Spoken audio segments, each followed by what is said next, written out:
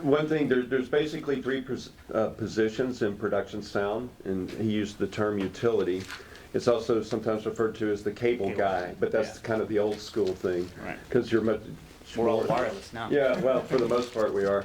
But there's the sound mixer, the boom operator, and the sound utility / second boom operator. But those are the three positions generally on a film set. Sometimes you'll have an additional utility, and sometimes you'll have a playback guy if you're doing something that involves music and playback and lip sync, and there'll be a fourth person. That person generally operates a Pro Tools system for the playback.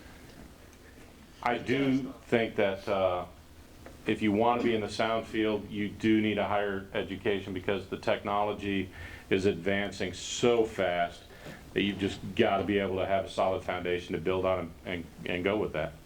The best example, and we're talking about a feature film versus television. Yes. And episodic television generally, and these are general terms, it can be different. Each project's different. But generally television shoots 7 to 10 pages a day. Okay. Feature film, I'm not talking low budget, but your average feature film, we're talking, 50 mil and up. well, I was even 25. I'd say 25 million and up. They're going to do about 3 pages a day of the script. Okay, and these are averages. So think about it. You're doing 7 to 10 pages a day on television. That's working really fast and very quick, versus taking a little more time to maybe light it a little better, to set it up a little better, to rehearse it a little better. You're only doing 3 pages a day on a feature film. So sometimes it's referred to, and I think these guys will back me up, that television can be kind of like factory work almost. You're making the widgets, you're just nailing it out. Now there are exceptions. Some of the shows that are on Netflix and HBO, they'll spend 10 or 12 days on an episode. And so therefore that's bringing their page count to maybe 4 or 5 pages a day. Not quite a feature pace, but not quite the factory work on standard episodic television. But you can tell the difference in the production value. Yeah. Because they take a little bit longer, they spend a little bit more money on their set design and set execution, and their distribution's different, so they can time it out different. Yeah. they don't have nearly the overhead. You know, when it goes straight to internet, you don't have the distribution overhead that you have when you're doing a theatrical release. Right. The sound utility can be equivalent to a best boy on a grip or a lighting crew. The sound utility basically runs all of the back office stuff, handles all the paperwork, all the inventory control, does a lot of the interface with the AD staff, has almost 100%. And the office. And the office. Well, yeah, essentially, we have to be in contact with everybody. They're the coordinator of the department. And the mixer just sits there and pushes buttons. And the utility not only has to know how to do their job, they have to know all the equipment backwards and forwards, and they have to be able to pick up a boom pole and fill in or help be a second boom. Right. Yeah. Or say, for example, the sound mixer is sick or has a bathroom emergency.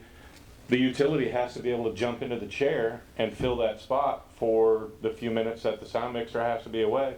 Right. So the sound utility really is a seasoned person all the time, right? Yeah, I mean, they have to really know the whole department inside and out. So even though it sounds like they're the lowest person on the totem pole, in actuality they're not. They're really not. And a lot of people get confused thinking that, oh, this is an entry-level position, I can just go and start and learn there. You've got to bring us certain skills to the table to begin with. We can teach people sound. I don't really think that's hard to teach our craft of sound.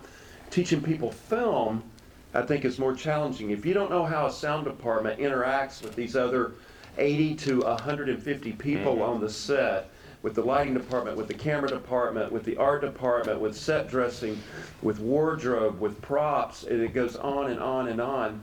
We have to act with all these different departments, and to teach somebody that is very challenging. If somebody's been a production assistant in film and television and knows how these departments work, that's an experienced person that knows how to do film. I can teach that person sound fairly easy if they know film already. So that's something to kind of think about. getting in and maybe working as a production assistant and learning how a film set works is really a good way, a great way to start. Oh, absolutely. Nobody ever hired me off my resume. Nope. I never have gotten a job off my resume. I've gotten a job because this producer knew that producer, and that producer said, yeah, hire Whit. I worked with him the last time I was in Atlanta. He's a great sound guy. The way I've hired people, I've never hired anybody off their resume. Somebody said, okay, I'm going to Cleveland or New York or LA or somewhere, and they're gonna ask me to hire a local utility person. Well, I call one of the sound mixers there that I know and say, who do you recommend? I'm not sitting there taking resumes. And this is pretty much true across the industry. Doesn't matter what craft you're in. Doesn't matter what craft you're in, you're hired off your reputation or who you know. Pretty much production assistants are about the only people that are not in the union, well, visual effects, but we won't get into that. But lighting, camera, sound, wardrobe, art department, carpentry, props, everything is governed by the union. So it might be something you want to look at. I know we could spend a whole half hour talking about that, but it might be something you want to look at.